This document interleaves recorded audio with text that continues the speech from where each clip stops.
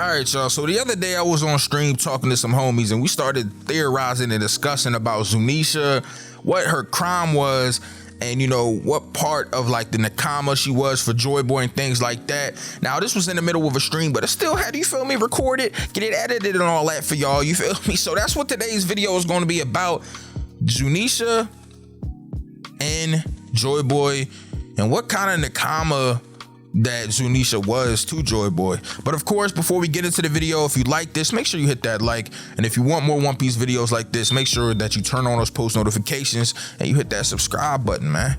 You feel me? Because it's free. You know what I'm saying, without further ado though, let's get straight into the video. So I got a question for y'all. I'm gonna turn this into a video too, because that's what I planned on doing the first time, but then the Zoro conversation was good.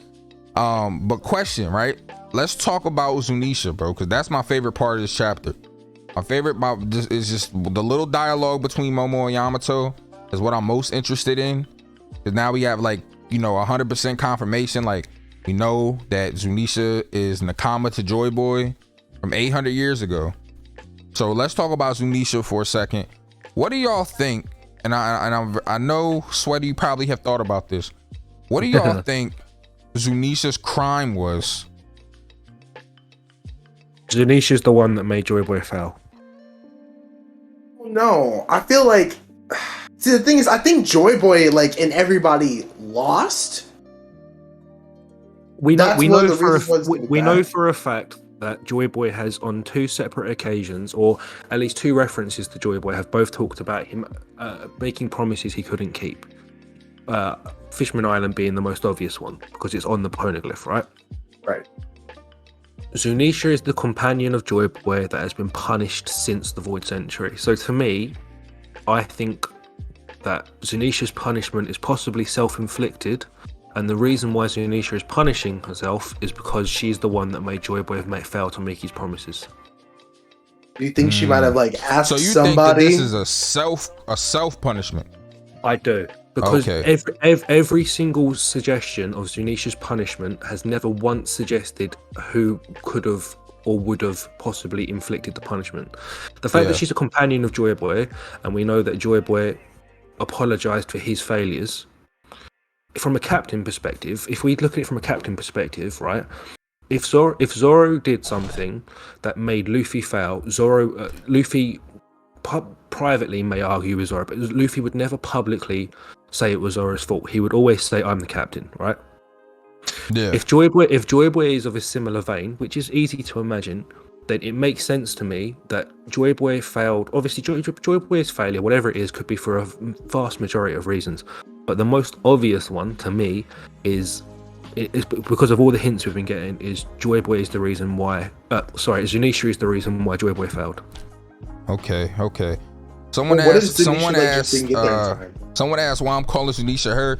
I'm gonna be honest, bro. I have no idea what the gender of Zunisha is, but Zunisha sounds like a girl name, and it's an elephant, so I'm just calling it a girl. Like, I don't know if it's I'm not. Pretty sure. It's referred to Zunisha as Zunisha. Like, bro, I don't know if it's not a girl, then I'll just stop calling it her, bro. But like, why does it really matter? It doesn't matter. It really doesn't matter at all. It literally We're talking about the elephant that body Jack. That's all. I don't care, bro. I don't care, bro. Bro, I hate when people be doing that. That like with the Yamato thing. Yes, bro. I do not care, bro. I do not give a fuck.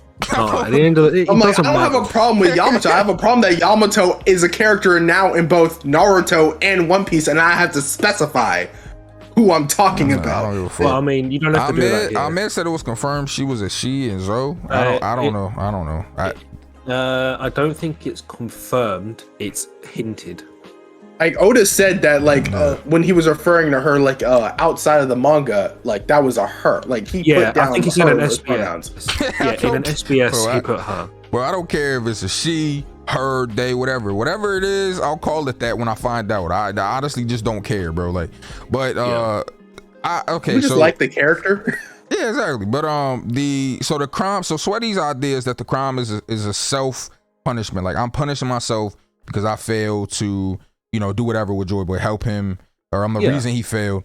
I think that's a cool idea. That would be a twist on like what it would actually, like what it would be. Well, what people would think it would be, at least, you know what I mean? Because most people probably think it's like the crime is maybe helping Joyboy in the first place. But it's like, who can make it doesn't make sense. The trouble is who can enforce that? That's exactly, bro. Because if that was the case, it would be the world government enforcing it. Yeah, the world government's reaction to what we saw, or lack of reaction really to Zunisha so far makes no sense. If they're the one punishing Zunisha, it makes no sense that they don't have a clue what's going on in Zoe and all the rest of it. My thing is, who can like make Zunisha walk? Like, who can? That's my thing. Yeah, like, I think that someone who had the Kibidongo fruit was on Joyboy's crew, and like Zunisha asked that person, like, I need this punishment. I didn't make it in time. I don't even think it's that. I honestly think it's just like Zunisha is punishing themselves because they failed. But I don't think. Why would Zunisha need someone else to like order? Like, I can't do this. I need you to order me. Yeah, I don't think. Jay Wolf said that Zunisha ate all the peanuts in the world. She ate all the peanuts. Hey, chill. That motherfucker. Yo, nah, but her punishment was probably punishing Jack. Nah, but I feel like, like, who could, like, bro, because who could control, like, you know what I mean? I feel like who could really enforce that? And like, there's no one watching her. There's no one like flying above her, like making sure. Joyboy did it. Yeah, like, I just don't know. Do you think it could have anything to do with the voice of all things? It could, but the trouble with that is, right, is that if it's okay, so let's say that I'm completely off and it's Joyboy punishing Zunisha, right? Mm-hmm. So until the next Joyboy comes around, Zunisha has to listen to the commands of the punishments. It makes no sense because unless Momo is Joyboy, which just doesn't seem possible, it makes no sense then that Zunisha said you can tell me what to do to Momo. Because if Zunisha can only listen to Joyboy, or can only be told that she can break her punishment when Joyboy next comes around, it makes no sense then that Momo can give Zunisha a command. What if it was about the Will D clan? Like the D clan, like, because Joyboy is definitely the ancestor of all of like the Will, everyone who has the D initial. So like, what if it's only people who have, like, only people from the D clan can order Zunisha around? But Momo isn't from a D clan. Odin is not confirmed in D, but like. No, the Kozuki clan is confirmed to not be a D clan. The Kozuki name is linked to the Dawn, as in, so they have an affiliation with the D clan, but there is nothing to say that the Kozuki clan is a D clan. Curtis in the chat said 14 million different possibilities. Go to facts. Yo. I just think it makes the most sense that Zunisha's punishment is self-inflicted. Some people think that Momo snapped Zunisha out of the punishment with the voice of all things, or like when he was talking to her. But Zunisha's continued to follow the punishment ever since. Zunisha has kept walking. Yeah, but how, like, Zunisha's eyes were like sunken, and then like the moment Momo spoke to her, like her eyes just like popped back up, like, oh shit. Yeah, where have I been? That's what I'm wondering. Like, because did Wano just happen to be on the path she was walking, or did she like herself decide to walk to Wano? I think it's the latter. I think she's decided. I think what it is. Okay, so my full theory, and obviously a lot of this is headcanon, a lot of this is tempot, so take it as you will. My full theory is Zunisha is self-inflicting the punishment because she failed to meet Joyboy's requirements. Zunisha's sunken eyes, whole ragged look, and defeated demeanor is because she's punishing herself, and she's in so much she or he is in so much self-loathing because of what they did. Hearing the voice of all things and hearing that possibility of things finally changing is what's brought Zunisha out of that state. So the reason why the eyes come back to life is because Zunisha is now finally feeling like something can change because Zunisha's heard the voice of all things again. But it still fits with the whole, you know, most punishments that are self-inflicted leave a person looking sunken, and it's only when somebody brings them out of it that shell breaks. You know, a lot of people that look haggard and things in stories, especially in One Piece, a lot of people that look haggard are beating themselves up, and then they look stronger afterwards when they release themselves. Yeah, question. Were we told how Zoe ended up on Zunisha's back? I think it like naturally was forming on Zunisha's back. That's disgusting. And then they just found a walking elephant and just made a civilization there? Like, do you think like evolution happened in like record time on Zunisha's back? I don't know, man. Like, I don't know. But I just always wondered about that. I just wondered about. I just want to know, how did the animals become anthropomorphic? That's all I'm really like. How did we get from here to there? I saw Lamont just mentioned that about it. There's a popular theory is Oars put the island on Zunisha's back. That's kind of crazy. Oars even reach up there? Why you put it up there? I mean, obviously the whole Oars thing becomes more relevant because Oars has general the Oars that we've seen have general looks that look like Oni. Wano has a massive Oni. Onigashima is an Oni skull. Kaido is an Oni.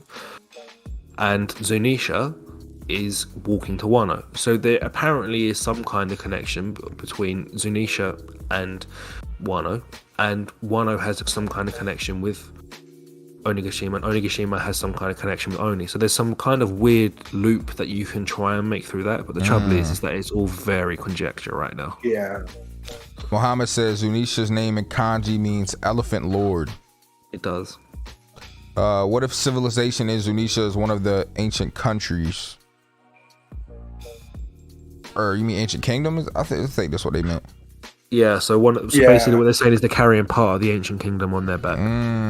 Which, I mean, makes some sense. They have ruins, but like it's not like I think that's more of a soft theory as opposed to like some with like hard facts that we have. Zunisha's been walking since the Void Century, right? So wherever Zou formed, whether it's land reclaimed from the ancient kingdom or whether it's just from, we know that Zou has to have a connection with the ancient kingdom because the fact that Zou's been on Zunisha's back since Zunisha's punishment started. So Zou's been around since the ancient kingdom. Whether or not it was part of it or not, we don't know. Right. Okay. That's interesting. I think for me, bro, I think what I'm trying to understand, and I feel like the key to this is just who created the punishment. Was it Zunisha or was it someone else? I feel like that is like the main piece. Like, and I feel like if maybe do we think? I think it's a possibility that Zunisha could explain to Momo what is going on in regards to her. You know what I mean? I think Big Mom gave it away already. Wait, what did Big Mom say? Well, when Big Mom says, what's the exact wording so I don't screw this up? What, like a part of it was here, like what she said when she was falling. Yeah, when she's so many translations of that. Hey, Roger, why'd you have to go and say that? You got the whole world on this great era piracy. Easy for you, you're dying. But when those kids rise up all over the world, we'll be the ones who have to deal with them. Just tell us about the One Piece before you die. Does it exist? It better. And then as she's falling into the hole, she goes, what is it? Where is it? Some of it's in this country too, isn't it? I'm so close. So clearly, Big Mom and Kaido, every emperor has some general understanding of something to do with the One Piece. Yes.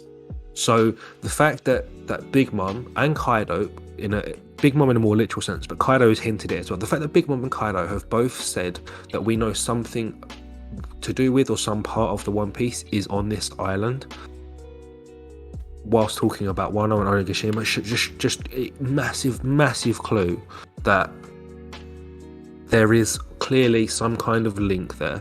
And you know, Zunisha pulling up, Zunisha being around since the Void Century, Zunisha now being confirmed to be a companion of Joyboy. We know the Kozuki clan built the poneglyphs. All of it is just slowly tying together to form what is basically the connection to One Piece. So I'm sure we're going to find out soon. It's just how much Oda's willing to give away. Yeah. Man, I can't wait for like the moment we get on like Laugh Tale and they go like, all right, we know that you like the Oden flashback, so we're going to give you like the entire Void Century flashback right now. I don't think they will. I think Laugh Tale. You don't think they will?